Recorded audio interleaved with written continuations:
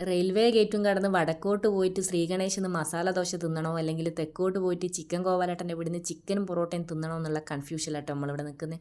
അധികം ചിന്തിക്കേണ്ടിയൊന്നും വന്നിക്കില്ല കേട്ടോ. അപ്പോൾക്ക് സെമീർക്ക് പറഞ്ഞ് നമുക്ക് ഗോപാലേട്ടൻ്റെ പീടിയെ പോയിട്ട് ചിക്കനും പൊറോട്ടയും തിന്നാന്ന്. നിങ്ങൾക്ക് ഓർമ്മയുണ്ടോ പണ്ടേത്തെ നമ്മളെ റോഡ് സൈഡിലെ ഗോപാലേട്ടൻ്റെ ചിക്കൻ പീടിയും അതിൻ്റെ മുന്നിൽ കൂടി നമ്മളൊക്കെ നടന്ന് പോകുമ്പോൾ മൂക്കിലേക്ക് അടിച്ചു കയറുന്ന ഈ ഒരു സ്മെല്ലെല്ലാം.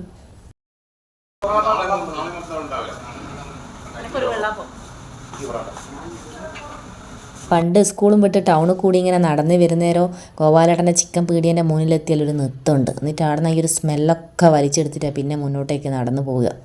അതൊക്കെ ഒരു കാലല്ലേ. ഇപ്പോൾ റോഡ് പണിയും വന്ന് നമ്മളെ പീടികളൊക്കെ പോയി അങ്ങും ഇങ്ങും ഒക്കെ ചിന്നിച്ചെതറി ഇങ്ങനെ കിടക്കുക.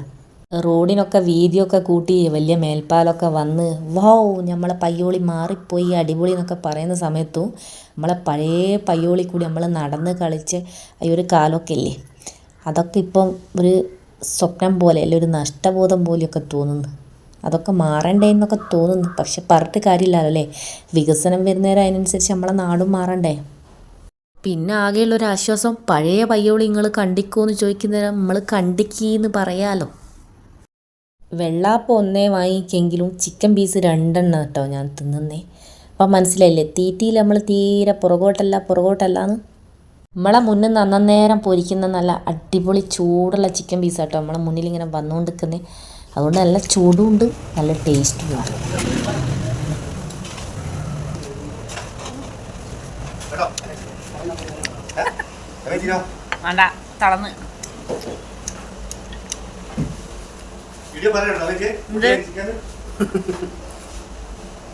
നാട്ടുകാർക്കെല്ലാം അറിയുന്ന സെമീർക്ക് പറയുക ചിക്കൻ സൂപ്പറാന്ന് പറയണം കേട്ടോ. ഞാൻ മൂപ്പരോട് പറഞ്ഞ് പയ്യോളി ഗോപാലേട്ടൻ്റെ ചിക്കൻ അത്രയും ഫേമസാണ്, ഞാൻ സൂപ്പറാന്ന് പറയേണ്ട ഒരാവശ്യമില്ല. നാട്ടുകാർക്കും പുറത്തൊക്കെ ഉള്ളവർക്കറിയാം അല്ലേ, പിന്നെ ഞാനതിന് പ്രത്യേകിച്ച് പറയണോ. അങ്ങനെ വയറും മനസ്സും ഒക്കെ നിറഞ്ഞിട്ടോ ഇനി പോയി കിടന്നൊരു ഉറക്കം. ആഹാ അടിപൊളി. അപ്പോൾ നമുക്ക് അടുത്ത വീഡിയോ ആയിട്ട് കാണേ.